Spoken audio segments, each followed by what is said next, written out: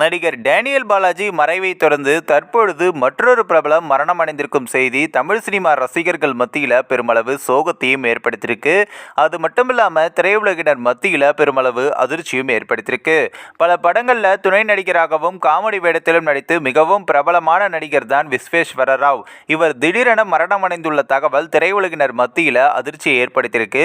தமிழ் திரையுலகம் சமீப காலமாக திறமையான பல கலைஞர்களை அடுத்தடுத்து இழந்து வருது. அந்த வகையில் அப்படி பிரபல காமெடி நடிகராக இருந்த நடிகர் சேஷு, அதன் பிறகு பிரபல வில்லன் நடிகராக இருந்த நடிகர் டேனியல் பாலாஜி உள்ளிட்டோர் சமீபத்தில் தான் மாரடைப்பின் காரணமாக உயிரிழந்திருந்தாங்க. இந்த ஒரு செய்தி திரையுலகினர் மற்றும் ரசிகர்கள் மத்தியில் பெருமளவு சோகத்தையும் ஏற்படுத்தியிருந்தது.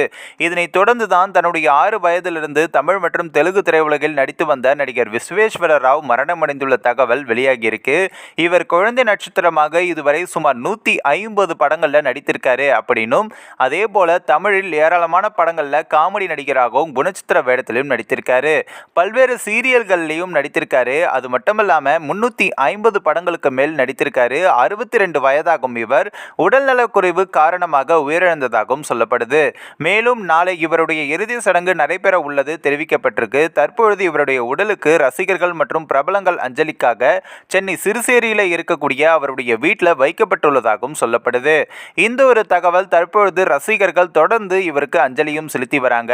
இந்த ஒரு வீடியோ குறித்து உங்களுடைய கருத்துக்களை நீங்க மறக்காம கமெண்ட்ஸ்ல சொல்லுங்க. நம்ம டிபிடி நியூஸ் டெஸ்க் சேனலையும் சப்ஸ்கிரைப் பண்றேங்க.